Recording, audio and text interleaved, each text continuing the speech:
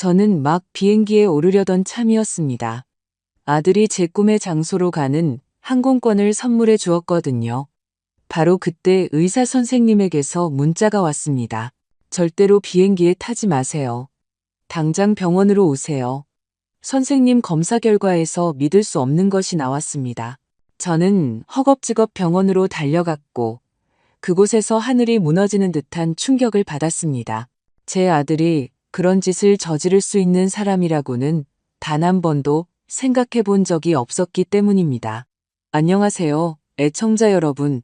시작하기에 앞서 저희 채널을 구독하고 이 영상에 좋아요를 눌러주시길 부탁드립니다.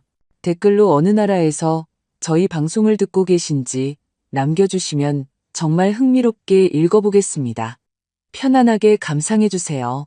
그날 아침은 그 전에 수백 번의 아침과 같이 제 발밑에서 낡은 나무마루가 삐걱거리는 소리와 함께 시작되었습니다. 서울 성북동에 있는 우리 아파트에서는 바닥 널빤지조차도 저마다의 기억을 간직하고 있는 것 같았습니다. 저는 지난 30년간 그랬듯 동이특이 훨씬 전에 일어났습니다. 처음에는 도시가 아직 잠들어 있을 때 빵집에 가서 첫 반죽을 하기 위해서였고, 나중에 빵집이 없어진 후에는 아들 민준이를 위해 아침을 차려주려고 계속해서 일찍 일어났습니다. 처음에는 민준이 혼자, 그리고 최근 5년은 민준이와 며느리 지혜를 위해서였죠. 공기 중에는 갓 내린 커피와 바닐라 향이 감돌았습니다. 저는 접시에 노릇노릇하고 폭신한 호박전을 담고 꿀을 뿌린 뒤 작은 채로 콩가루를 솔솔 뿌렸습니다. 시간이 걸리는 일이었지만 민준이가 딱 이렇게 먹는 것을 좋아한다는 걸 알았기 때문입니다. 옆에는 제가 지난 8월 산딸기를 하나하나 정성껏 골라 담아 만든 산딸기잼이 담긴 작은 그릇도 놓여 있었죠. 헌신. 그것 또한 사랑의 언어라고 적어도 저는 항상 그렇게 믿었습니다. 두 사람은 거의 동시에 부엌으로 나왔습니다. 이미 옷을 다 차려입고 손에는 스마트폰을 든 채였죠. 민준이는 식탁을 쓱 훑어보더니 고개를 끄덕이고 자리에 앉았습니다. 지혜는 화면에서 눈을 떼지 않은 채 맞은편에 앉았죠. 늘 그런 식이었습니다. 마치 그 빛나는 사각형 밖의 세상은 그녀에게 그저 주목할 가치 없는 배경에 불과하다는 듯이요. 좋은 아침. 제가 아들 앞에 그가 가장 좋아하는 찻잔을 놓으며 조용히 말했습니다. 아들은 뉴스 피드를 넘기며 웅얼거렸습니다. 지혜는 자기 아침 식사 사진을 찍으며 콧방귀를 뀌었습니다. 아마 SNS에 올릴 사진이겠죠. 올바른 하루의 시작이라고 썼을 겁니다.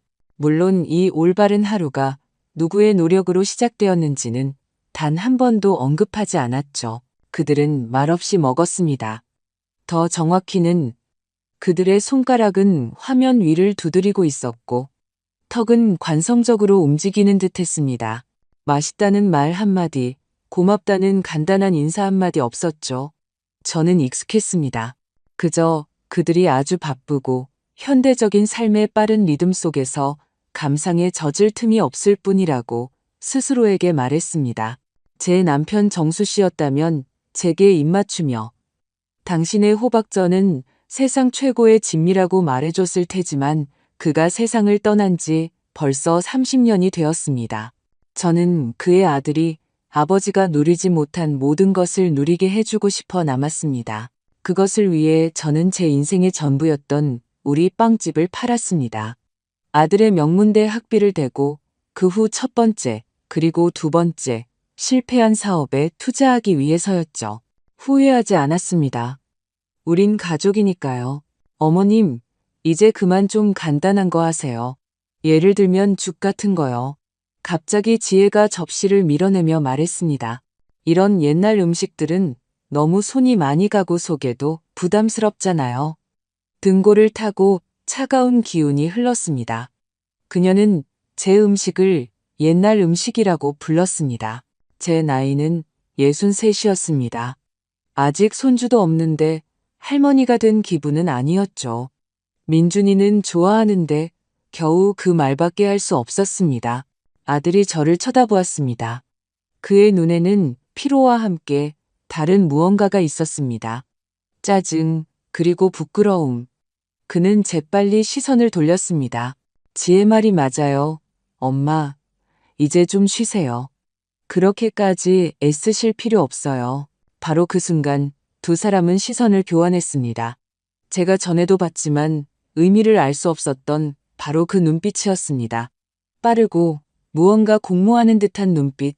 그리고 아침 식사 후 그들은 저를 거실로 불렀습니다. 탁자 위에는 두툼한 종이로 된 예쁜 봉투가 놓여 있었습니다. 생신 축하드려요, 엄마. 민준이의 목소리는 부자연스러울 정도로 정중했습니다. 저희가 생각해봤는데요.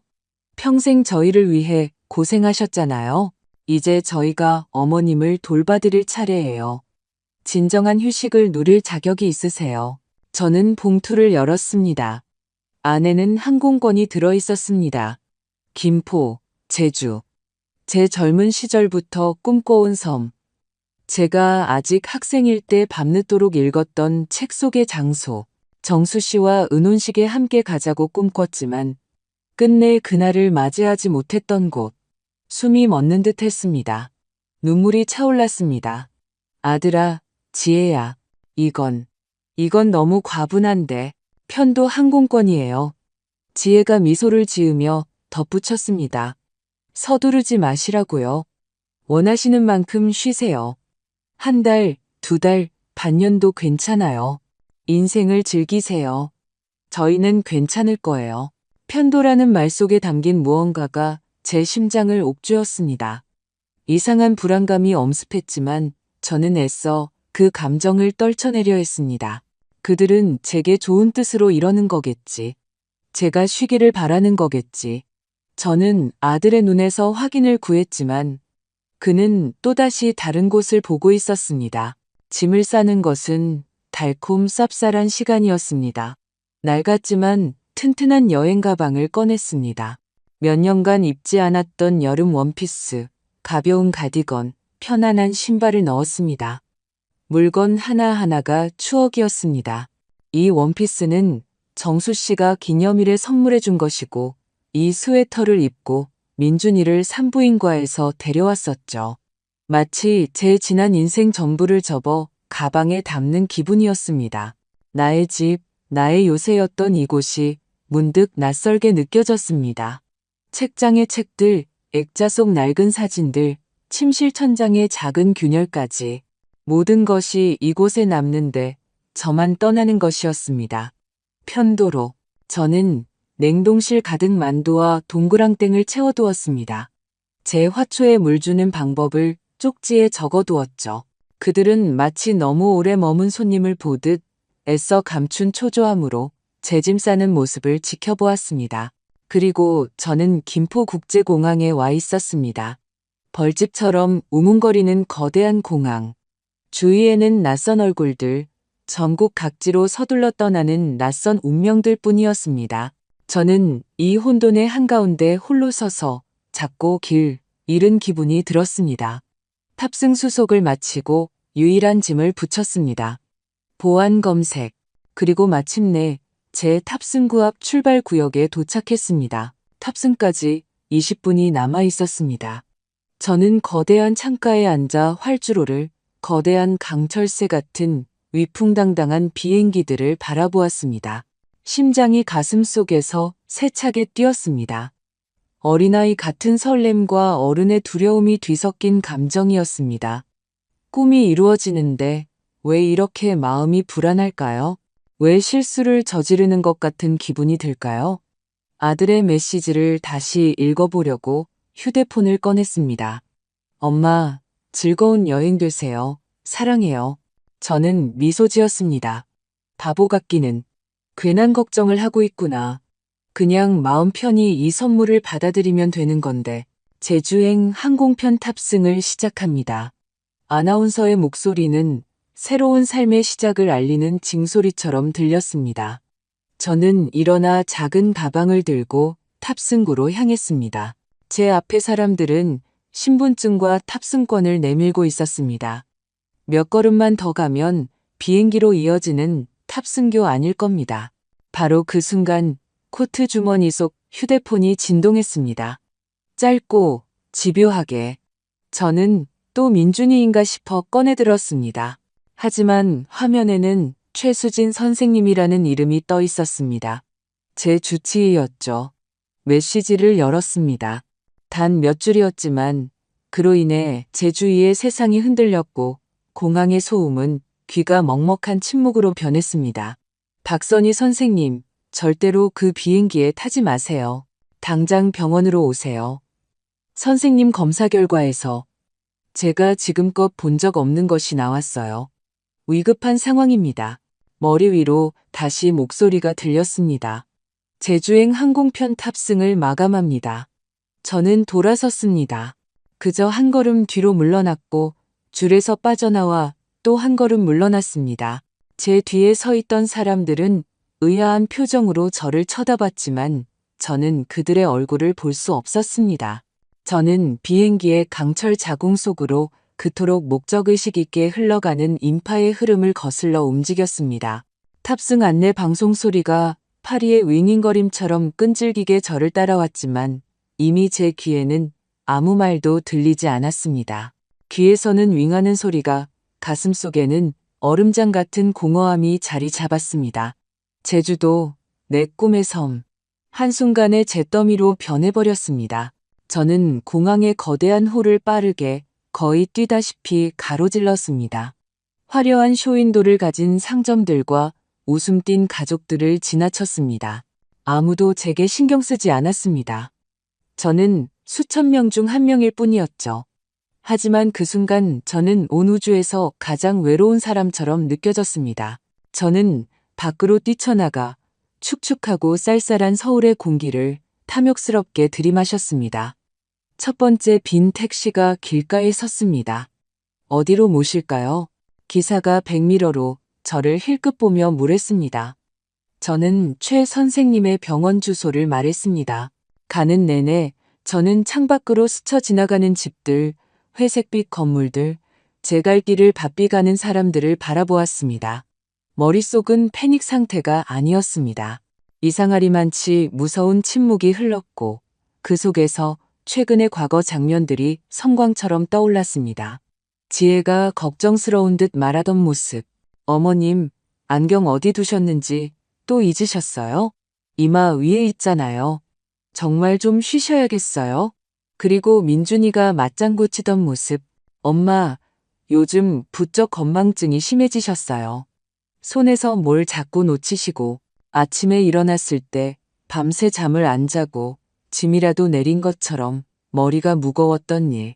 혈압 때문이겠지라고 생각했었죠. 그러면 그들은 제게 약초차를 가져다 주었습니다. 이거 마음을 안정시키는 차예요. 엄마, 몸에 좋으실 거예요. 저는 마셨습니다. 믿었죠.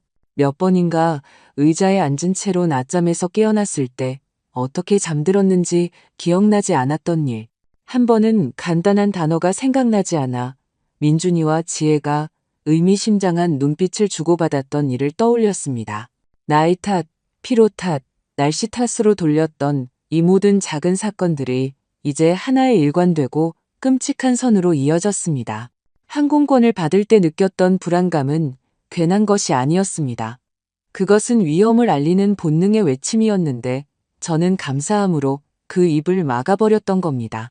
최 선생님의 진료실은 소독약 냄새가 나는 밝고 조용한 곳이었습니다.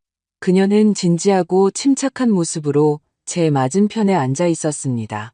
최 선생님은 지난 10년간 제 주치의일 뿐만 아니라 거의 친구 같은 존재였습니다. 제가 계속되는 졸음과 머릿속이 안개 낀 것 같은 증상을 호소했을 때 종합검진을 고집했던 것도 바로 그녀였습니다. 박 선생님, 전화로 놀라게 해드리고 싶지 않았어요. 그녀는 차분하고 전문적인 어조로 말했지만 저는 그녀의 눈에서 불안감을 읽을 수 있었습니다. 이것 보세요. 그녀가 제게 독성학 검사 결과 보고서를 밀어주었습니다. 저는 화학식이나 의학 용어는 몰랐지만 두 단어가 붉은색으로 밑줄 그어져 있었고 저는 그것을 읽었습니다. 강력한 진정제, 그리고 장기간 사용 시 의식 혼란과 기억 상실을 유발하는 향정신성 물질. 이건 우연히 선생님 몸속으로 들어갈 수 있는 게 아니에요.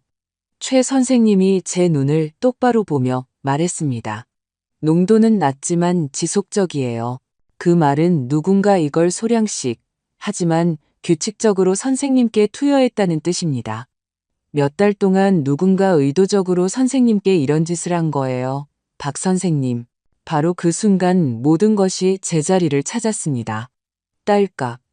크거나 고통스럽지 않고 마지막 문을 닫는 자물쇠 소리처럼 조용하고 최종적인 소리, 선물, 편도 항공권. 쉬라는 그들의 끈질긴 권유. 제 건망증에 대한 그들의 이야기, 그들의 공모하는 듯한 눈빛, 눈물이 나지 않았습니다. 비명을 지르지도 않았습니다. 공포에 떨지도 않았습니다. 대신 절대적이고 쨍한 평온의 파도가 저를 덮쳤습니다. 마치 제가 상황 위로 솟아올라 지도처럼 전체를 조망하는 것 같았습니다. 그들의 계획의 모든 수, 모든 세부 사항을 말이죠. 그들은 단지 저를 없애고 싶었던 게 아니었습니다.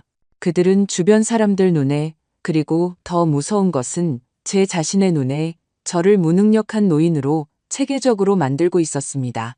제 출발이 추방이 아니라 정신 나간 어머니에 대한 자비의 행위처럼 보이게 하려고요. 그리고 저는 깨달았습니다. 가장 끔찍한 모욕은 제 차에 든 독이 아니었다는 것을요. 아니, 가장 끔찍한 것은 제 아들에게 제가 어떤 존재였는지를 깨닫는 것이었습니다.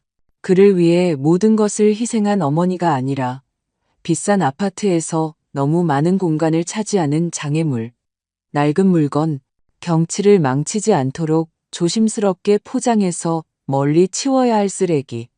그것도 쓰레기 자신이 버려지는 것에 대해 감사하게 만들면서 말이죠. 이 생각은 고통으로 저를 태우지 않았습니다.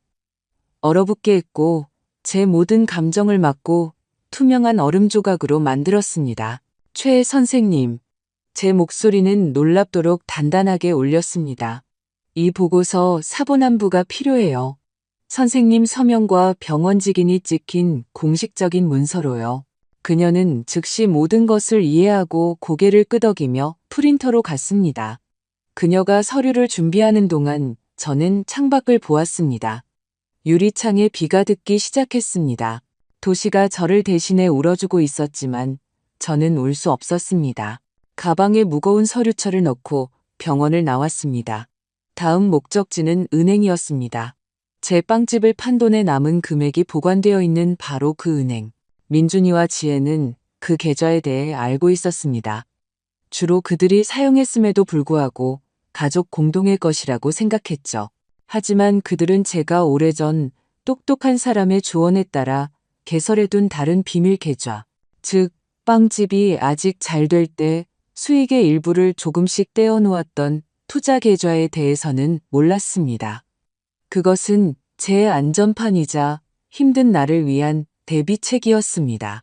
그날이 이렇게 올 줄은 상상도 못했지만요. 은행 지점은 사람들로 붐비고 답답했습니다. 저는 번호표를 뽑고 앉아서 기다렸습니다. 주위 사람들은 분주하게 자신들의 금융 문제를 해결하고 있었습니다. 그리고 저는 궤저에 감염된 제 삶의 일부를 잘라내는 절단 수술을 하러 이곳에 왔습니다. 전광판에 제 번호가 뜨자 저는 젊은 여직원이 있는 창고로 다가갔습니다. 제 일반 계좌에 있는 모든 자금을 이쪽으로 이체하고 싶어요. 저는 제 투자 계좌 정보를 그녀에게 건넸습니다.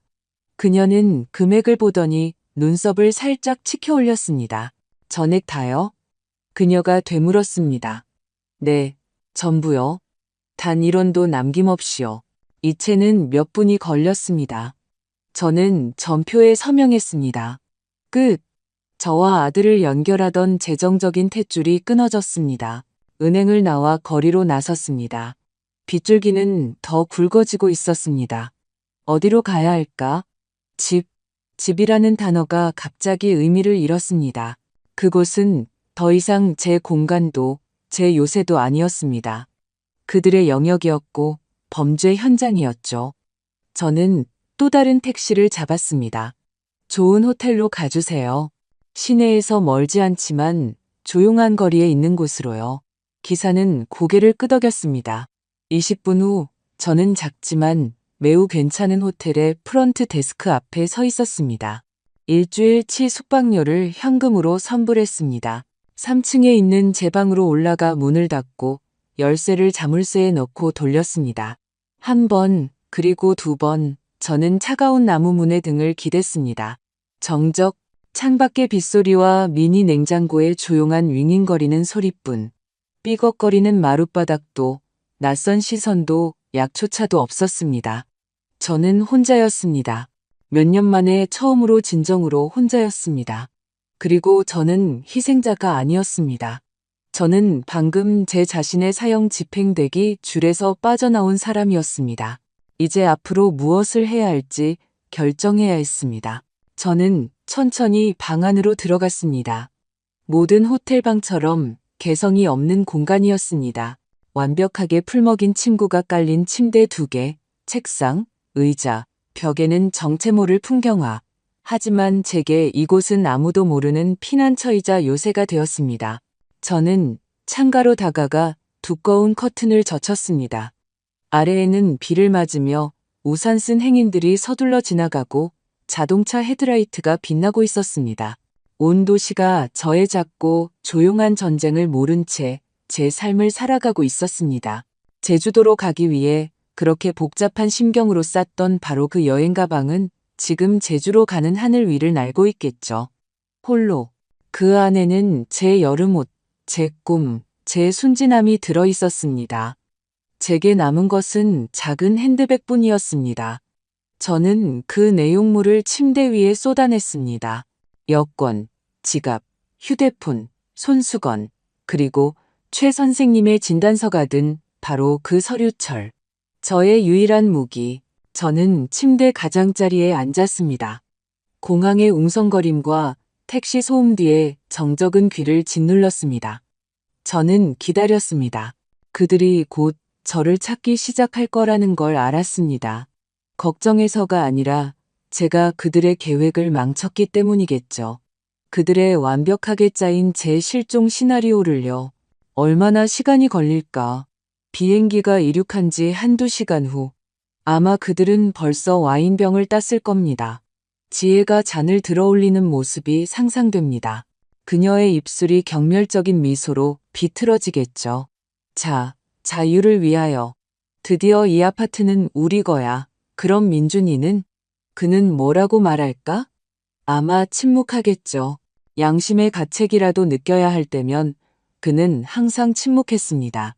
그저 잔을 들고 자신에게 모든 것을 바친 어머니로부터의 자유를 위해 마실 겁니다.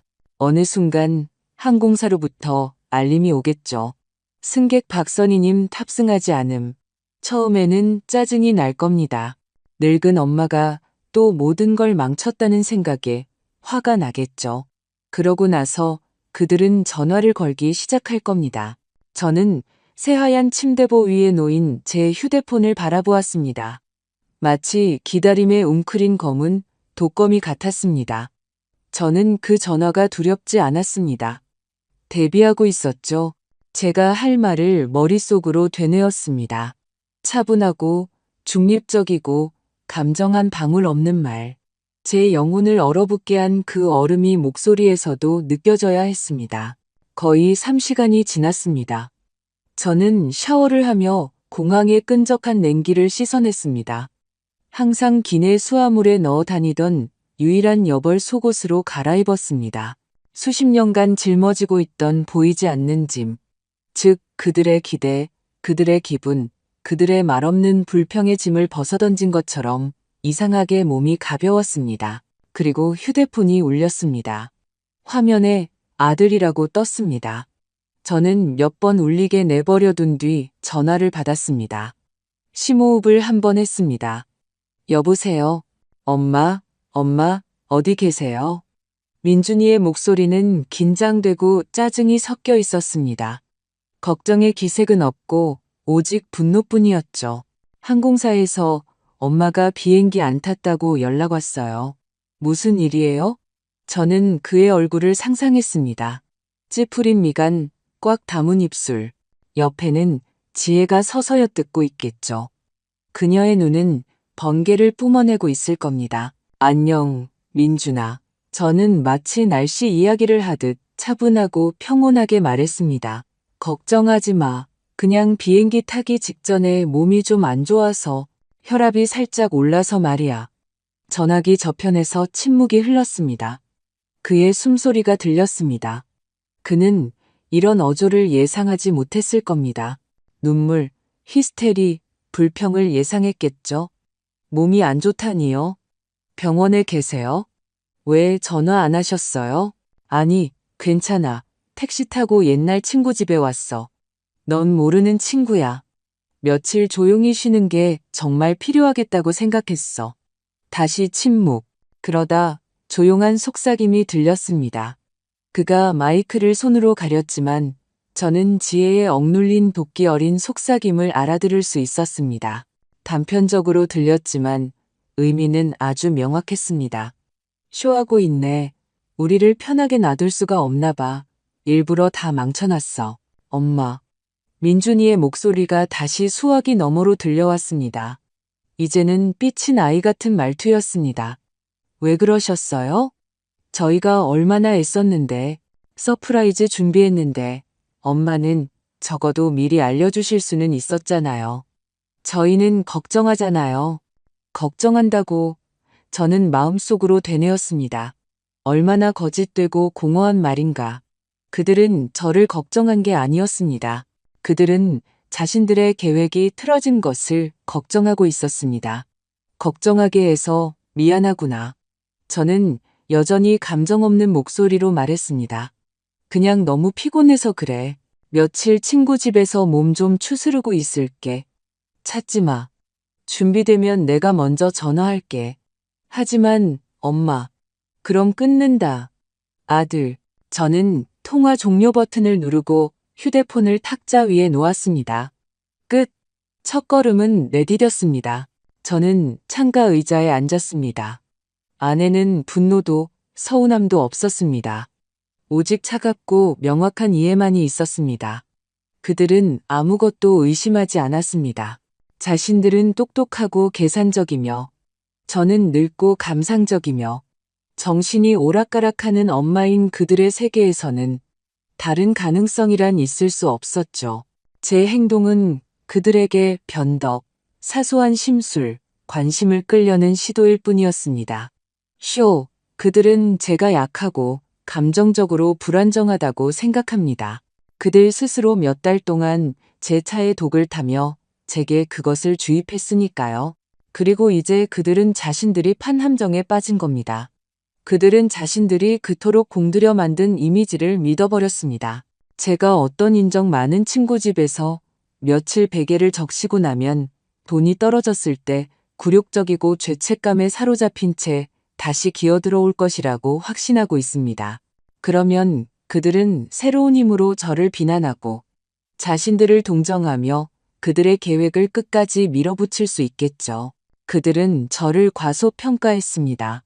남편이 죽은 후 홀로 아들을 키우고 맨손으로 성공적인 사업을 일구고 온 집안을 제 어깨로 지탱해온 여자를 잊어버린 겁니다. 그들은 그저 편리하고 거절하지 못하고 항상 봉사할 준비가 되어 있는 엄마만 보았습니다. 이 전화 통화는 제 결심을 더욱 굳건하게 했습니다. 혹시라도 내가 오해한 건 아닐까? 라고 속삭일 수 있었던 아주 작은 의심의 불씨나 모성 본능마저도 영원히 꺼져버렸습니다. 그들의 반응은 독성학 보고서보다 더 확실한 증거였습니다. 그들은 이 호텔로 오지 않을 겁니다. 병원을 뒤지지도 않을 겁니다. 그저 저의 굴욕적인 귀환을 기다릴 뿐이겠죠. 하지만 저는 절대 돌아가지 않을 겁니다. 저는 검사 결과가 든 서류처를 손에 들었습니다. 다음 단계로 나아갈 시간이었습니다. 제 돈뿐만 아니라 제 집, 제 삶을 지켜야 했습니다. 제 앞에 어떤 시련이 기다리고 있을지는 아직 몰랐습니다. 그저 빨리 행동해야 하고 더 이상 실수할 여유가 없다는 것만 느낄 뿐이었습니다. 다음 날 아침 저는 커튼 틈새로 스며드는 밝은 햇살에 잠이 깼습니다. 비는 그쳤습니다. 도시는 깨끗이 씻겨 반짝였습니다. 저는 몇 달 만에 처음으로 꿈도 꾸지 않고 깊은 잠을 잤습니다. 머리가 무겁지도 아침에 몸이 찌뿌둥하지도 않았습니다. 독이 제 몸을 빠져나가면서 수년간 제 눈을 가렸던 장막도 함께 걷히고 있었습니다. 저는 방으로 커피와 간단한 계란 요리를 주문했습니다. 음식이 유난히 맛있게 느껴졌습니다. 저는 천천히 먹으며 다음 단계를 생각했습니다. 돈은 안전했지만 그것만으로는 부족했습니다. 그들은 여전히 제 아파트, 부모님에게서 또 그 부모님에게서 물려받은 아파트에 살고 있었습니다. 낡은 마룻바닥에 제 아들의 세발 자전거 자국이 남아있고 구석에는 아버지가 신문을 읽으시던 낡은 안락의자가 아직도 놓여있는 곳. 그곳은 단순한 주거 공간이 아니었습니다. 제 뿌리였고 저는 그것을 지켜야 한다고 느꼈습니다. 저는 휴대폰에서 번호를 찾았습니다. 윤정환 실장님, 제 오랜 재무 상담가이자 빵집을 판 후 돈을 현명하게 관리하도록 도와준 50살쯤의 똑똑하고 약간은 냉소적인 남자였습니다. 몇 년간 만나지 않았지만 그를 신뢰할 수 있다는 것을 알았습니다. 저는 전화를 걸었습니다. 윤 실장님, 안녕하세요. 박선희입니다. 박선희 사모님, 이게 얼마만입니까?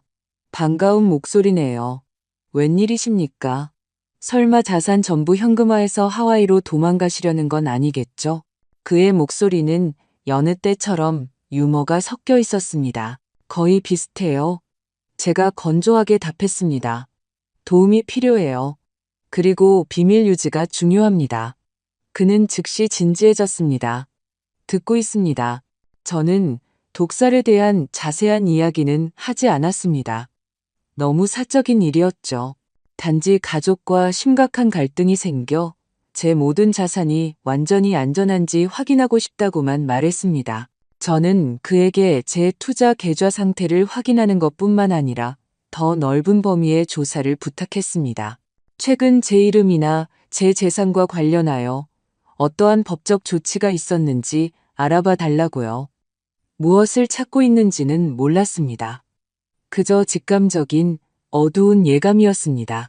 마치 제가 빙산의 일각만 발견했고 가장 끔찍한 것은 물밑에 숨겨져 있다는 것을 아는 것처럼요. 이상한 부탁이긴 하지만 전부 처리해드리죠. 그가 말했습니다. 제 채널이 있습니다. 등기소와 공증인 데이터베이스를 확인해 보겠습니다.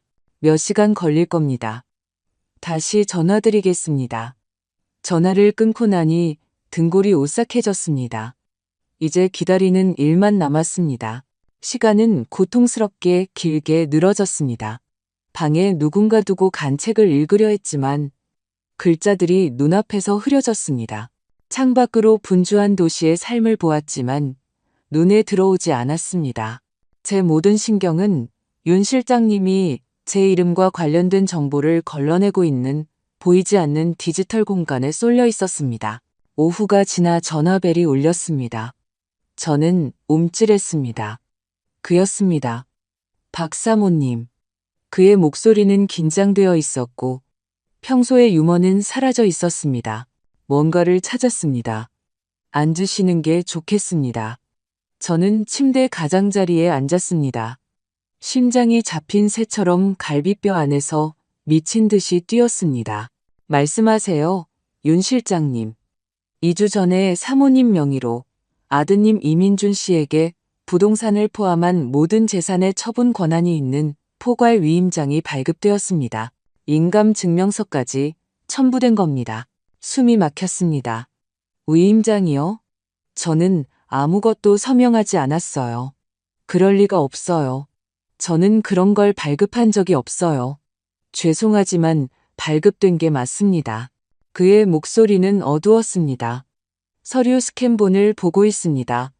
공증인, 서명, 모든 게 다 있습니다. 하지만 그게 다가 아닙니다. 사모님, 이게 가장 중요합니다. 그 위임장을 근거로 3일 전에 사모님의 성북동 아파트 매매 가계약이 체결되었습니다. 땅이 발밑에서 꺼진 게 아니었습니다. 그냥 존재하지 않게 되었습니다. 저는 검고 공기 없는 허공으로 떨어졌습니다. 수화기 속의 침묵이 귀를 먹먹하게 했습니다. 그들이 제 아파트를 팔았다고요? 아직은 아닙니다. 가계약이 체결되었고 계약금이 지불되었습니다. 최종 잔금 지급 및 소유권 이전 등기는 그는 잠시 말을 멈추고 서류를 확인하는 듯 했습니다. 3일 후인 금요일로 예정되어 있습니다. 3일 후, 그리고 모든 것이 제자리를 찾았습니다. 끔찍한 퍼즐의 모든 조각이 제자리에 맞춰졌습니다. 제주도행 편도, 항공권. 그것은 추방이 아니라 그들에게는 알리바이를, 제게는 부재를 보장하는 것이었습니다. 제가 낯선 곳에 적응하고 문제를 해결하고 거처를 구하는 동안 그들은 조용히 거래를 마무리했을 겁니다. 저는 모든 것을 너무 늦게 알게 되었을 테고 그때는 이미 아무것도 바꿀 수 없었을 겁니다. 저는 낯선 곳에 집도 없이 그들이 아파트를 판 직후 당연히 가져갈 계획이었던 주거래 계좌에 돈도 없이 남겨졌을 겁니다. 노숙자, 그들은 저를 집 없는 거지로 만들고 싶었던 겁니다. 그리고 위임장. 그들은 어떻게 그걸 만들었을까? 그때 기억났습니다. 한 달 전쯤 민준이가 서류 뭉치를 가져왔던 일. 엄마, 이거 제 사업자 관련해서 세무서에 낼 서류예요. 그냥 형식적인 거니까 서명 좀 해주세요. 여기랑 여기요. 저는 졸렸습니다. 그들의 안정시키는 차를 마신 후 머리가 멍했죠. 서류를 봤지만 글자들이 흐릿했습니다. 개인 사업자 이민준이라는 익숙한 글자를 보고 저는 읽지도 않고 서명했습니다. 제 아들이었으니까요. 그가 자신의 이익을 위해서라고 믿으며 부탁했다면 저는 사형 선고문에도 서명했을 겁니다. 그런데 그들은 제게 위임장을 내밀었던 겁니다. 분명 다른 서류들 사이에 필요한 장을 끼워 넣었겠죠. 공증인의 근거로는 제 인지 능력 저하에 대한 그들의 이야기가 사용되었을 겁니다.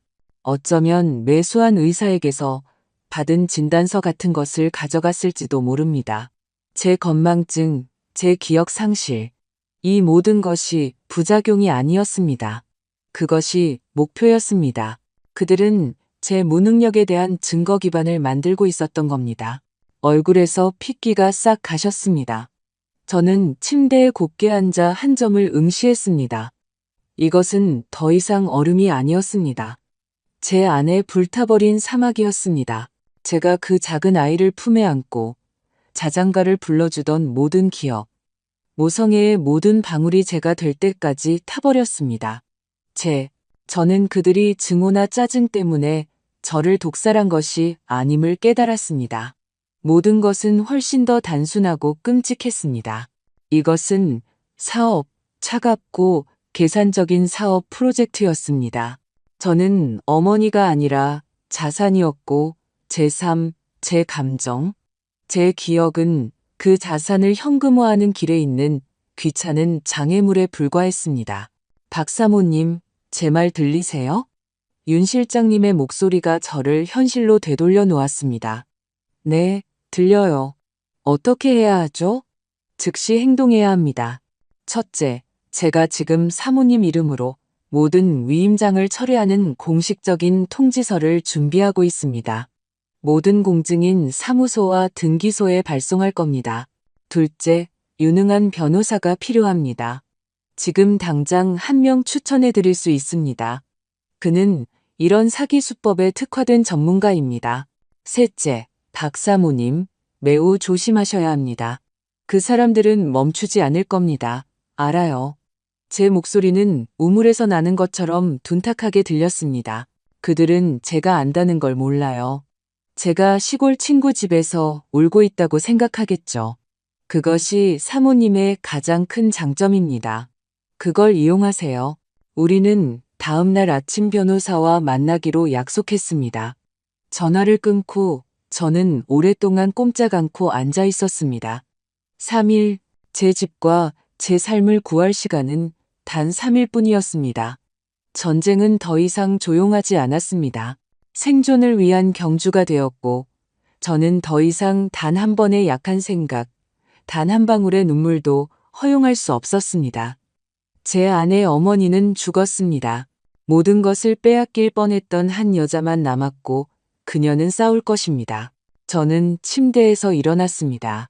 움직임은 날카롭고 계산적이 되었습니다. 더 이상의 느릿함도 생각에 잠기는 것도 없었습니다. 저는 책상으로 다가가 호텔 서류철에서 펜과 종이를 꺼내 계획을 짜기 시작했습니다. 약 기운에서 벗어난 제 정신은 잘 기름칠된 기계처럼 놀랍도록 명확하게 작동했습니다. 첫째, 변호사와의 만남. 둘째, 위임장 공식 철회. 셋째, 아파트 구매자에게 사기 사실 통보. 저는 글을 쓰면서 그들이 아닌 제 자신의 삶에 대한 통제력을 되찾는 것을 느꼈습니다. 다음 날 하루 종일 저는 바쁘게 움직였습니다. 윤 실장님이 추천한 강철민 변호사와의 만남은 그의 엄격하고 미니멀한 사무실에서 이루어졌습니다. 그는 키가 크고 마른 체형에 날카롭고 꿰뚫어보는 듯한 눈빛을 가진 남자였습니다. 그는 동정심을 보이지 않았고 저는 그 점이 고마웠습니다. 제게 필요한 것은 연민이 아니라 결과였으니까요. 저는 말없이 독성학 보고서, 사본과 윤 실장님이 제공한 출력물을 책상 위에 올려놓았습니다. 그는 말없이 오랫동안 그것들을 검토했습니다. 전형적인 수법이군요. 마침내 그가 입을 열었습니다. 무력한 상태로 만든 후 재산을 탈취하는 수법. 형법 제347조, 사기죄, 특정경제 범죄, 가중처벌 등에 관한 법률에 따라 가중처벌 대상이 될 수 있습니다. 10년 이상의 징역도 가능합니다. 10년이라는 단어가 공중에 떠다녔습니다. 저는 그를 보았지만 아무것도 느끼지 못했습니다. 통쾌함도 두려움도 없이 그저 차가운 사실의 확인뿐이었습니다. 그는 제 아들에 대해 이야기하고 있었습니다. 우리의 임무는 거래를 중단시키고 위임장을 무효화하는 것입니다. 선제적으로 움직이겠습니다. 그가 계속 말했습니다. 즉시 모든 기관에 통지서를 준비해서 보내겠습니다. 등기소, 공증인, 매수인, 그리고 당신의 가족들에게도요. 게임이 끝났다는 것을 알게 해줘야죠. 우리는 다음 단계에 대해 합의했습니다. 저는 계약서에 서명하고 필요한 모든 권한을 그에게 위임했습니다. 그의 사무실을 나오면서 저는 무겁고 더러운 옷을 한 겹 더 벗어던진 기분이었습니다. 저는 기계를 작동시켰습니다. 이제 그 톱니바퀴들이 움직이기 시작해 자신들이 무적이라고 믿었던 자들을 낚아챌 때를 기다리는 일만 남았습니다. 한편 도시의 다른 한쪽 끝, 화려한 쇼윈도와 비싼 가죽 냄새가 나는 세상에서 지혜는 청담동의 명품 부티크에서 점원에게 자신의 카드를 내밀고 있었습니다. 저는 그 장면을 아주 세세하게 상상할 수 있었습니다.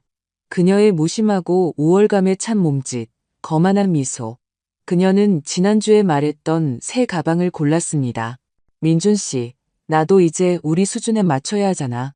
그 낡아빠진 집도 거의 다 팔았는데. 점원이 카드를 긁습니다. 한 번, 두 번, 어색한 침묵. 죄송합니다만 카드 한도가 초과되었습니다. 지혜의 얼굴에서 미소가 사라집니다. 당혹감으로 그리고 짜증으로 바뀝니다. 한도 초과라니요? 다시 확인해 보세요. 돈이 없을 리가 없어요. 그녀는 카드를 낚아채 다른 단말기에서 시도합니다. 같은 결과. 승인 거절. 그녀의 얼굴이 수치심과 분노로 붉어집니다. 항상 주목의 중심에 익숙했던 그녀는 다른 손님들의 시선을 느낍니다. 굴욕감에 찬 그녀는 가게를 뛰쳐나와 즉시 민준이에게 전화를 겁니다. 그는 그때쯤 아마도 임대한 사무실에 앉아 공급업체 대금을 결제하려 애쓰고 있을 겁니다. 그의 사업은 항상 제 돈, 즉 그가 우리 공동의 것이라고 생각했던 바로 그 계좌의 돈 덕분에 겨우 유지되었으니까요. 그는 이체를 위해 온라인 뱅킹에 접속하고 숫자 0을 봅니다. 동그랗고 완벽하고 조롱하는 듯한 0. 그의 눈이 어떻게 커졌을지, 이마에 식은땀이 어떻게 맺혔을지 상상할 수 있습니다. 그는 페이지를 새로 고침하고 또 새로 고침합니다. 영은 사라지지 않습니다. 거래 내역을 확인합니다. 모든 자금이체, 계좌번호 XXX, 그가 전혀 알지 못하는 계좌. 바로 그때 격분한 지혜에게서 전화가 걸려오고 그들의 두 패닉의 물줄기는 하나의 거칠고 더러운 급류로 합쳐집니다. 카드 왜 이래? 그녀가 소리칩니다. 돈이 없어. 전부 사라졌다고. 그가 답으로 중얼거립니다. 지난 몇 달간 그들이 살아왔던 자신감과 거만함은 한순간에 증발했습니다. 그들은 아직 무슨 일이 일어나고 있는지 이해하지 못합니다. 은행의 실수일까? 기술적인 문제일까? 그들은 익사하는 사람이 지푸라기라도 잡듯 그 생각에 매달립니다. 하지만 그때 민준이의 노트북에서 알림음이 울립니다. 새 이메일 도착. 발신인 법무법인 수호. 제목 위임장 철회 및 권한 종료 통지. 그가 이메일을 열었을 때 그의 사무실에 내려앉았을 귀가 먹먹한 침묵을 거의 물리적으로 느낄 수 있습니다. 그는 건조한 법률 용어를 읽습니다. 본 법무법인은 박선희님을 대리하여 귀하에게 발급된 모든 위임장을 철회함을 통지합니다. 향후 박선희님의 명의로 행해지는 모든 행위는 불법으로 간주되며 법에 따라 엄중히 처벌될 것입니다. 저희 의뢰인과의 모든 접촉을 중단할 것을 요구합니다. 그리고 그제야 그들은 깨닫습니다. 이것은 시스템 오류가 아니고 변덕도 히스테리도 아닌 전쟁이라는 것을. 거짓과 제 돈으로 지어진 그들의 세계가 카드집처럼 무너져 내립니다. 한순간에 그들은 모든 것을 잃었습니다. 자금 접근권, 아파트 처분권, 그들의 천재적이고 완벽했던 계획이 먼지처럼 흩어졌습니다. 발악이 시작됩니다. 그들은 제게 전화를 걸려고 합니다. 한 번, 두 번, 세 번. 휴대폰은 꺼져 있습니다. 변호사와 통화한 직후 그렇게 했습니다. 저는 그들을 차단했고 동정심에 호소하거나 위협하거나 조종할 기회를 빼앗았습니다. 저는 그들을 인쇄된 공문서에 적힌 차갑고 무자비한 진실과 단둘이 남겨두었습니다. 그들은 허둥대고 있습니다. 저는 압니다. 민준이는 위임장을 발급해준 공증인에게 전화합니다. 그는 공식적인 철회 통지를 받았으며 아무것도 할 수 없다고 건조하게 대답합니다. 그들은 부동산 중개인에게 전화합니다. 그는 아마 격분해 있겠죠. 거래가 파기될 위기에 처했으니까요. 패닉은 공포로 바뀝니다. 그들은 제가 안다는 것을 깨닫지만 제가 정확히 무엇을 아는지는 아직 모릅니다. 그들은 단지 아파트 문제라고 생각합니다. 제가 독에 대해 안다는 것은 아직 짐작도 못합니다. 그들은 여전히 자신들에게 비장의 카드가 있다고 생각합니다. 압박하고 겁주고 아들의 사랑과 어머니의 의무라는 연극을 할 수 있다고 말이죠. 저는 조용한 제 방에 앉아 기다렸습니다.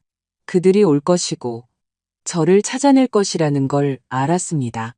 패닉은 항상 절박하고 무모한 행동을 낳으니까요. 그리고 저는 준비가 되어 있었습니다. 저는 더 이상 그들이 알던 그 여자가 아니었습니다. 그 여자는 김포공항에서 죽었습니다. 그 자리에 다른 여자가 태어났습니다. 차분하고 단호하며 그들에 대한 사랑으로부터 완전히 바닥까지 자유로운 여자. 그들은 다음 날 저를 찾아냈습니다. 그럴 줄 알았습니다. 민준이는 자신의 이익과 관련된 일이라면 정보를 찾는데 항상 능력이 있었습니다. 아마 제 옛 친구들에게 모두 전화해서 닥달하며 신문했겠죠. 아니면 제가 재정 문제에서 유일하게 신뢰했던 사람, 윤 실장님에게 연락할 것이고 그를 통해 변호사에게 이르는 실마리를 찾았을지도 모릅니다. 저는 강 변호사의 사무실이 있는 건물에서 나오고 있었습니다. 몇 가지 서류에 서명하기 위해 그곳에 갔었죠. 날은 맑고 추웠습니다. 해는 비쳤지만 따뜻하지 않았습니다. 저는 신선한 공기를 들이마시며 거의 평온함을 느꼈습니다. 제가 할 수 있는 모든 것을 했습니다. 이제 법률 기계가 어떻게 작동할지 기다리는 일만 남았습니다. 그들은 모퉁이에서 튀어나와 제 길을 막았습니다. 마치 먹잇감을 막다른 골목으로 몰아넣은 두 마리의 포식자처럼. 하지만 그들의 눈에는 포식자의 확신이 없었습니다. 두려움이 넘실거리고 있었죠. 지혜는 머리가 헝클어지고 화장이 번져 있었습니다. 그녀의 평소 세련된 우아함은 흔적도 없었습니다. 민준이는 더 심해 보였습니다. 창백하고 눈 밑에는 다크서클이 있고 면도도 하지 않았습니다. 그들은 밤새 잠을 못 잔 것처럼 보였습니다. 아마 그랬을 겁니다. 먼저 참지 못한 것은 그녀였습니다.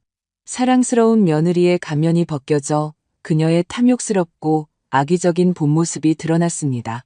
대체 무슨 짓을 한 거예요? 그녀의 목소리는 날카롭고 신경질적이었으며 길 한복판에서 비명으로 갈라졌습니다. 행인들이 돌아보기 시작했습니다. 그건 우리 돈이에요. 당신은 건드릴 권리가 없었어요. 민준 씨가 자기 사업에 얼마나 많은 노력을 쏟았는데 저는 말없이 그녀를 바라보았습니다. 우리 돈. 그녀는 그 말을 참 쉽게 내뱉었습니다. 제가 우리 돈을 벌기 위해 몇 년 동안 동이 트기 전에 일어나 반죽을 하고 뜨거운 오븐 앞에 서 있었는지, 비눗방울처럼 터져버린 그의 또 다른 천재적인 사업 아이디어를 위해 제가 얼마나 필요한 것들을 포기했는지. 지혜야, 조용히 해. 민준이가 그녀의 소매를 잡아당기며 씩씩거렸습니다. 그는 제게로 돌아서서 그가 생각하기에 가장 강력한 마지막 카드, 즉 아들의 사랑과 죄책감이라는 카드를 꺼내들려고 했습니다. 그는 제게 한 걸음 다가섰습니다. 그의 얼굴이 고통의 표정으로 일그러졌습니다. 눈에는 눈물이 그렁그렁했습니다. 제 아들 속에는 정말 대단한 배우가 숨어 있었습니다.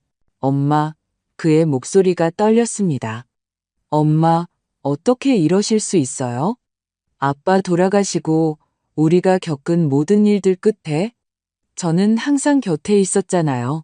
우린 가족이잖아요. 어떻게 자기 가족한테 이럴 수가 있어요? 그는 저를 바라보았습니다. 제가 흔들릴 것이라고, 그의 눈물을 보고 언제나처럼 마음이 약해질 것이라고, 모성애가 견디지 못하고 용서할 것이라고 기대하며 평생 동안 그 방법은 통했습니다. 그가 울면 저는 용서했습니다. 그가 부탁하면 저는 주었습니다. 그가 실수하면 저는 바로잡았습니다.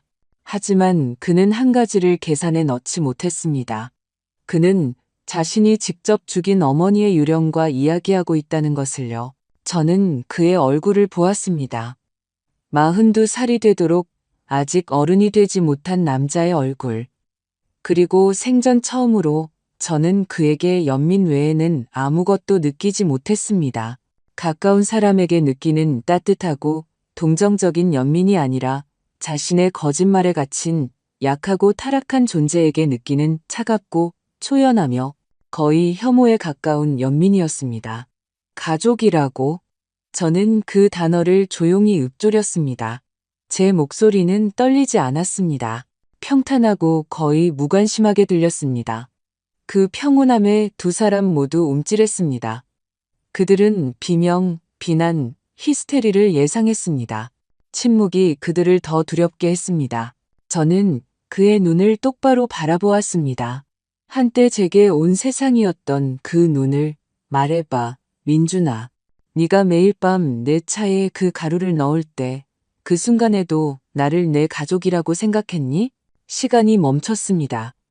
해는 계속 비추고 사람들은 지나갔지만 우리 셋에게의 세상은 얼어붙었습니다. 저는 그의 얼굴에서 핏기가 가시는 것을 보았습니다. 그는 캔버스처럼 하얗게 질렸습니다. 그의 입술이 소리 없이 움직였습니다. 그의 등 뒤에 있던 지혜는 얼어붙었고 그녀의 눈은 공포로 커졌습니다. 그들은 이것에 대비하지 않았습니다. 이 공격은 그들이 아무런 방어도 할 수 없는 곳을 겨냥했습니다. 하지만 저는 아직 끝나지 않았습니다. 저는 천천히 가방을 열어 4번 접은 종이 한 장, 즉 매매 가계약서 사본을 꺼내 그에게 내밀었습니다. 그리고 내가 이걸 서명할 때 내게 남은 유일한 것인 내 집을 팔면서 그때도 가족을 생각했니? 그는 제 손에 들린 종이를 마치 방울뱀처럼 쳐다보았습니다. 그는 한마디도 할 수 없었습니다. 그의 가면은 산산조각 났습니다. 그의 모든 비참한 연극이 무너졌습니다. 이제 그의 앞에는 사랑 많고 모든 것을 용서하는 엄마가 아니라 증인, 고발자, 판사가 서 있었습니다. 그들의 얼굴, 그 순간 저는 그들의 얼굴에서 단순한 충격이 아닌 것을 보았습니다. 저는 원시적이고 동물적인 공포, 잡힌 도둑의 공포, 모든 증거와 함께 현장에서 붙잡힌 범죄자의 공포를 보았습니다. 그들은 제가 모든 것을 안다는 것을 깨달았습니다. 짐작하거나 의심하는 것이 아니라 정확히 안다는 것을요. 독에 대해서도, 위조된 위임장에 대해서도, 아파트 매매에 대해서도 그들은 저를 쳐다보았고 그들의 눈에 저는 낯설고 모르는 무서운 여자였습니다. 그들은 조용하고 가정적이며 항상 순종적이었던 제 안에서 이 얼음 같은 힘이 어디서 나왔는지 이해하지 못했습니다. 그들 스스로 그들의 거짓말, 배신, 잔인함으로 제 안에 그 힘을 만들어냈습니다. 엄마, 그건 엄마가 생각하는 그런 게 아니에요. 그가 더듬거렸습니다. 다 저 여자, 지혜가 시킨 거예요. 저 여자가 저를 강요했어요. 그는 위기 상황에서 항상 하던 짓을 했습니다. 다른 사람에게 책임을 떠넘기려고 했죠. 지혜는 숨을 헉 들이마셨습니다. 그녀의 얼굴은 분노와 모욕감으로 일그러졌습니다. 아, 이 배신자. 그들은 바로 여기 길 위에서 서로의 목을 물어뜯을 기세였습니다. 탐욕으로 뭉쳤던 그들의 비참한 동맹은 진짜 위험의 냄새가 나자마자 균열이 생겼습니다. 저는 이 역겨운 장면을 보며 아무것도 느끼지 못했습니다. 공허, 불타버린 땅. 저는 그냥 종이를 다시 가방에 넣고 보도 위에 더러운 눈더미 2개를 피하듯 그들을 비켜서서 뒤돌아보지 않고 걸어갔습니다. 등 뒤에서 그들의 말다툼, 억눌린 비명이 들렸지만 제게는 그저 거리의 소음일 뿐이었습니다. 저는 이것이 아직 끝이 아니라는 것을, 궁지에 몰린 짐승은 가장 절박하고 가장 미친 듯한 도약을 할 수 있다는 것을 알았습니다. 하지만 이제 저는 모든 것에 대비가 되어 있었습니다. 제게는 더 이상 단 하나의 약점도 없었습니다. 그들 스스로 그것들을 모두 제가 될 때까지 태워버렸으니까요. 저는 길을 가리지 않고 거리를 걸었습니다. 차가운 바람이 얼굴을 때렸지만 저는 그것을 알아차리지 못했습니다. 저는 그들에게서 어떤 것이든 예상했습니다. 새로운 전화, 호텔에 침입하려는 시도, 용서를 비는 간청. 하지만 그들은 제 예상을 뛰어넘었습니다. 그들의 절망은 실로 악마 같은 아이디어를 낳았습니다. 그들은 시작했던 그 거짓말을 끝까지 밀고 가기로 결심했습니다. 만약 제가 자발적으로 무능력해지기를 원하지 않는다면 저를 강제로 그렇게 만들어야 한다고. 제가 방으로 돌아온 지 1시간 후에 강 변호사에게서 전화가 왔습니다. 그의 목소리는 긴장되어 있었습니다. 박 선생님, 아드님과 그 아내가 방금 선생님을 상대로 경찰에 신고했습니다. 저는 그가 계속 말하도록 침묵했습니다. 그들은 선생님이 노인성 치매를 앓고 있으며 사기꾼들의 희생양이 되었고 당신의 의사라는 최수진이라는 자가 재산 탈취를 목적으로 당신의 의식을 장악하여 강제로 감금하고 있다고 주장합니다. 그들은 정신감정을 위해 즉시 당신을 격리하고 최 의사에 대해 형사사건을 개시할 것을 요구하고 있습니다. 저는 눈을 감았습니다. 얼마나 치밀하고 얼마나 끔찍한 거짓말인가. 그들은 자신들이 만든 정신없는 노파의 이미지를 이용하여 저뿐만 아니라 저를 도와준 유일한 사람에게까지 무기로 삼았습니다. 그들은 제 주요 증인인 최 선생님을 제거하고 제가 더 이상 누구에게도 아무것도 증명할 수 없는 정신병원에 저를 가두고 싶었던 겁니다. 그곳에서 병동의 고요함 속에서 진짜 병원 약물의 영향 아래 저는 정말로 그들이 저를 묘사한 그런 존재가 되어버렸을 겁니다. 그게 우리에게 무슨 의미죠? 제가 차분하게 물었습니다. 그들이 모든 것을 걸고 도박을 한다는 뜻입니다. 그리고 그건 좋은 일입니다. 왜냐하면 그들 손에는 카드가 한 장도 없고 우리에게는 모든 에이스가 있으니까요. 경찰은 노인이 강제로 감금되었다는 신고에 대응할 의무가 있습니다. 확인차 선생님께 찾아갈 겁니다. 아마 오늘 중일 겁니다. 준비하세요. 저와 최 의사가 함께 있겠습니다. 그는 제게 명확한 지시를 내렸습니다. 저는 최 선생님에게 전화했습니다. 그녀는 충격을 받았지만 한순간도 두려워하지 않았습니다. 1시간 안에 갈게요. 박 선생님. 우리가 함께 그들을 맞이해요. 그녀가 단호하게 말했습니다.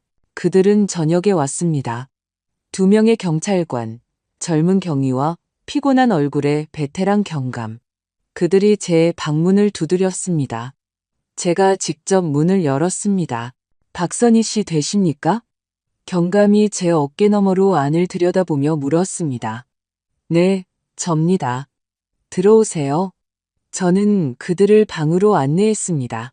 작은 테이블에는 최 선생님과 강 변호사가 앉아 있었습니다. 우리는 차를 마시고 있었고 테이블에는 과자가 담긴 작은 접시가 놓여 있었습니다. 분위기는 평화롭고 거의 가정적이었습니다. 경찰관들은 당황스러워 보였습니다. 그들은 방에 갇힌 희생자를 볼 것이라고 예상했지만 의사와 변호사와 함께 차를 마시는 차분한 노부인을 보았습니다. 아드님으로부터 신고가 접수되었습니다. 경감이 말을 고르며 어렵게 입을 열었습니다. 그는 당신이 당신의 의지에 반하여 이곳에 붙잡혀 있다고 주장합니다. 제 아들이 많이 걱정하고 있군요. 제가 부드럽게 말했습니다. 그의 심정을 이해합니다. 앉으세요. 제가 상황을 설명해 드릴 수 있을 것 같습니다. 그들은 침대 가장자리에 앉았습니다. 저는 두려움 없이 그들을 보았습니다. 그들은 단지 자신의 일을 하고 있을 뿐이었습니다. 제 아들과 며느리는 제가 건강하지 않다고 생각합니다. 제가 평탄한 목소리로 계속했습니다. 그들은 제 주치의인 최수진 선생님이 제 재산을 노리고 있다고 생각하죠. 한 가지는 맞습니다. 이 이야기에는 분명히 범죄가 있습니다. 하지만 희생자와 범죄자는 그들이 지목한 사람들이 아닙니다. 강 변호사가 헛기침을 하고 말을 이었습니다. 경감님, 저희는 경감님의 방문에 대비하고 있었습니다. 몇 가지 서류를 보여드리겠습니다. 그는 마치 마술사가 모자에서 반박할 수 없는 증거를 꺼내듯 커피 테이블 위에 서류를 하나씩 놓기 시작했습니다. 첫 번째로 병원 직인이 찍힌 독성학 보고서 사본이 테이블 위에 놓였습니다. 이것이 박선희 선생님의 건강 상태에 대한 소견서입니다. 보시다시피 선생님의 혈액에서 몇 달 동안 의식 혼란과 기억 상실을 유발하는 강력한 약물이 검출되었습니다. 제 의뢰인이 보였던 증상들이죠. 다만 병 때문에 나타난 것이 아니었습니다. 경감의 얼굴이 심각해졌습니다. 그는 보고서를 들어 주의 깊게 읽기 시작했습니다. 그 다음 강 변호사는 위조된 위임장 사본을 옆에 놓았습니다. 그리고 이것은 박선희 선생님이 그 약물의 영향 아래 있을 때 서명한 문서입니다. 아들 명의의 포괄 위임장으로 그녀의 아파트를 팔 수 있는 권한을 부여하는 것이죠. 다음으로 매매 계약서가 테이블 위에 놓였습니다. 그리고 이것이 바로 그 판매 시도입니다. 거래는 내일 이루어질 예정이었습니다. 경찰관들은 서로를 쳐다보았습니다. 노인의 상태 확인은 그들의 눈앞에서 전혀 다른 무언가로 변해가고 있었습니다. 그리고 그때 제가 마지막 한 방을 더했습니다. 저는 제 휴대폰을 들었습니다. 제 아들은 제 건강을 너무 걱정한 나머지 제게 음성 메시지까지 남겼더군요. 이것 하나 들어보시겠어요? 저는 녹음을 틀었습니다. 그것은 민준이가 변호사 사무실 앞에서 우리와 대화한 후 제게 남긴 메시지였습니다. 그는 제가 받을 것이라고 기대하며 다른 번호로 전화했었죠. 그의 목소리는 절망과 두려움으로 가득 차 있었습니다. 엄마, 엄마, 제발요. 우리 얘기 좀 해요. 그 약에 대해서는 아무에게도 말하지 마세요. 제가 다 돌려놓을게요. 다 취소할게요. 저를 망치지 마세요, 엄마. 제발요. 방 안에 쨍한 침묵이 흘렀습니다. 그 약이라는 말이 판결처럼 울려 퍼졌습니다. 경감은 천천히 독성학 보고서를 테이블 위에 내려놓았습니다. 그는 저를 그리고 최 선생님과 강 변호사를 차례로 보았습니다. 그의 피곤한 눈에는 더 이상 의심이 없었습니다. 알겠습니다. 그가 둔탁하게 말했습니다. 그렇군요. 강제 감금에 대한 신고는 확인을 마쳤습니다. 혐의 없음으로 종결하겠습니다. 하지만 이 서류들에 대해서는 그는 테이블을 가리켰습니다. 아드님 이민준 씨와 그의 아내에 대한 내사를 시작하겠습니다. 그는 일어섰습니다. 젊은 경위가 그를 따랐습니다. 박선희 씨, 조만간 정식 진술을 위해 수사관이 연락할 겁니다. 도시를 떠나지 마십시오. 어디에도 갈 생각 없습니다. 제가 대답했습니다. 여기가 제 집이니까요. 그들이 떠났습니다. 저는 닫힌 문을 바라보았습니다. 이 게임의 마지막 수는 두어졌고 그것은 체크메이트였습니다. 그들은 자신들의 손으로 제 집에 정의를 불러들였습니다. 저를 파괴하려는 필사적인 시도 속에서 그들은 마침내 자신들을 파괴한 것입니다. 최 선생님이 다가와 제 어깨에 손을 얹었습니다. 이제 다 끝났어요, 박 선생님. 아니요. 저는 테이블 위에 펼쳐진 서류들을 보며 말했습니다. 이제 모든 것이 시작될 거예요. 제 새로운 삶은 대청소로 시작되었습니다. 경찰이 방문한 다음 날 강 변호사는 민준이와 지혜가 저와 제 아파트에 접근하는 것을 금지하는 명령을 받아냈습니다. 그들에게는 24시간 안에 짐을 챙겨나갈 시간이 주어졌습니다. 저는 그 자리에 있지 않았습니다. 그들의 굴욕을 보고 싶지도 뒤늦은 간청이나 저주를 듣고 싶지도 않았습니다. 저는 그냥 경비원에게 열쇠를 주고 그들이 불필요한 것을 가져가지 않는지 지켜봐 달라고 부탁했습니다. 제가 집에 돌아왔을 때 아파트는 텅 빈 공허함으로 저를 맞았습니다. 그들의 물건이 사라졌습니다. 지혜의 비싼 커피 머신, 민준이의 거대한 텔레비전, 그들이 거실을 채웠던 낯선 싸구려 가구들, 모든 것이 사라졌습니다. 하지만 공기 중에는 그들의 냄새, 거짓과 탐욕, 배신의 냄새가 남아 있었습니다. 그리고 저는 청소를 시작했습니다. 이틀 동안 쉬지 않고 일했습니다. 모든 창문을 열어 신선하고 차가운 공기를 집 안으로 들였습니다. 바닥과 벽을 닦고 책장의 모든 책을 닦았습니다. 식탁보, 식기, 심지어 그들이 제게 독을 타서 마시게 했던 찻잔 세트까지. 그들을 생각나게 하는 모든 것을 버렸습니다. 그들의 침대와 매트리스는 노숙자 쉼터에 기부했습니다. 저는 단지 공간을 청소하는 것이 아니라 이 집의 기억을 정화하고 싶었습니다. 청소를 마쳤을 때 아파트는 숨을 쉬고 있었습니다. 낡은 마룻바닥은 다시 정겹게 삐걱거렸습니다. 공기 중에는 레몬과 나무 냄새가 났습니다. 저는 꽃병에 신선한 꽃을 꽂았고 몇 년 만에 처음으로 집에 있는 기분을 느꼈습니다. 6개월이 지났습니다. 수사는 순조롭게 진행되었습니다. 강 변호사가 제게 진행 상황을 알려주었지만 저는 꼭 필요한 것만 알려달라고 부탁했습니다. 저는 그들의 신문 내용, 대질 신문, 서로에게 책임을 떠넘기려는 시도의 세부 사항을 알고 싶지 않았습니다. 그들의 몰락은 제 관심사가 아니었습니다. 저는 제 자신의 부상에 너무 바빴습니다. 저는 정신적 피해에 대한 민사소송을 제기하지 않았습니다.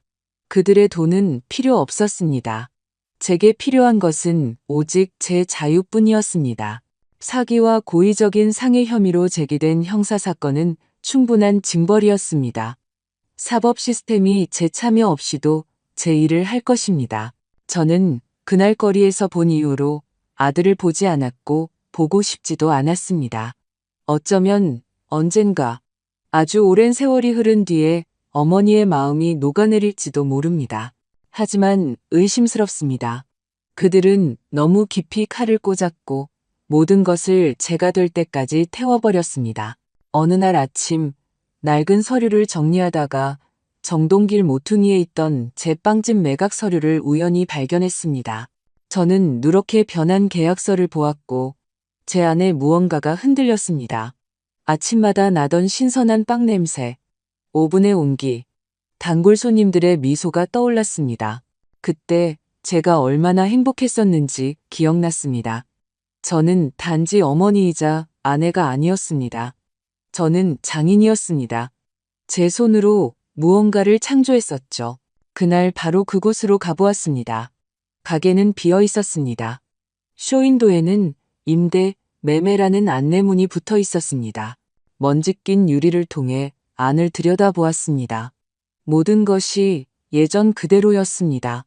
바닥의 타일, 제 계산대가 있던 자리, 마치 수년 동안 저를 기다려온 것 같았습니다. 결정은 즉시 내려졌습니다. 아침 햇살처럼 맑고 깨끗하게 저는 윤 실장님에게 전화했습니다. 그 끔찍한 날 제가 지켜냈던 제 투자 계좌의 돈이 이제 새로운 생명을 얻을 수 있게 되었습니다. 한 달 후, 그 가게는 다시 제 것이 되었습니다. 저는 모든 것을 예전과 똑같이 복원하지 않았습니다. 새로운 것을 만들고 싶었습니다. 지금의 제가 된 저를 반영하는 장소를요, 유능한 디자이너를 고용했습니다. 우리는 밝은 벽과 큰 창문을 만들었습니다. 창가에 작은 테이블 몇 개를 놓았습니다. 최고의 독일제 오븐을 주문했습니다. 그리고 오늘이 첫날입니다. 저는 예전처럼 동이 트기 전에 일어났습니다. 하지만 그것을 고마워하지 않는 사람들을 위해 아침을 차리기 위해서가 아니라 저 자신을 위해 제 일을 위해 일어났습니다. 해가 막 서울의 거리를 황금빛으로 물들이기 시작합니다. 그 빗줄기가 깨끗하게 닦인 제 새롭고 오래된 빵집의 거대한 창문을 통해 들어와 커다란 떡갈나무 테이블 위에 내려앉습니다. 저는 냉장고의 조용한 윙윙거림만이 깨뜨리는 정적 속에 서 있습니다. 제 몸에는 새하얀 앞치마가 둘러져 있습니다. 테이블 위에는 작은 눈 언덕처럼 보이는 채친 밀가루 더미가 있습니다. 공기 중에는 바닐라, 계피, 그리고 희망의 냄새가 납니다. 저는 밀가루에 손을 담급니다. 시원하고 비단 같습니다. 움푹 파인 곳에 따뜻한 우유를 붓고 이스트, 설탕, 소금 한 꼬집을 더합니다. 저는 반죽을 시작합니다. 제 손가락, 제 손바닥은 모든 움직임을 기억합니다. 수년 동안 제가 지켜온 이 춤을, 반죽은 부드러워지고 탄력이 생기며 살아납니다. 제 손밑에서 숨을 쉽니다. 저는 과거를 생각하지 않습니다. 재판, 아들, 지혜에 대해 생각하지 않습니다. 그들은 거짓과 두려움이 지배하는 다른 평행 우주 어딘가에 있습니다. 제 우주는 여기, 이 냄새, 이 온기, 이 창조 속에 있습니다. 저는 외롭다고 느끼지 않습니다. 온전하고 자주적이라고 느낍니다. 이제 모든 결정은 제 것입니다. 매 순간이 오직 제 것입니다.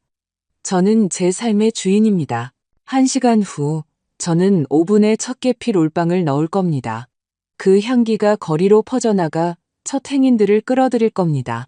누군가 들어올 수도 있고 아닐 수도 있습니다. 중요하지 않습니다. 오늘 저는 누군가를 위해 굽는 것이 아니라 저 자신을 위해 굽습니다. 저는 밀가루 묻은 제 손을 새 오븐의 구리 손잡이에서 반짝이는 햇살을 바라봅니다. 그리고 한 가지 간단한 사실을 깨닫습니다. 가끔은 날개가 있다는 사실을 기억해내기 위해 발밑의 땅이 무너져 내려야만 하는 법이다. 끝까지 저와 함께 해주셔서 감사합니다. 이 이야기가 여러분의 마음에 와닿았다면 좋아요를 누르고 어떤 감정을 느꼈는지 댓글로 남겨주세요. 새로운 이야기를 놓치지 않도록 채널을 구독해주세요. 건강하시고 자신을 소중히 여기며 진정으로 살아가시길 바랍니다.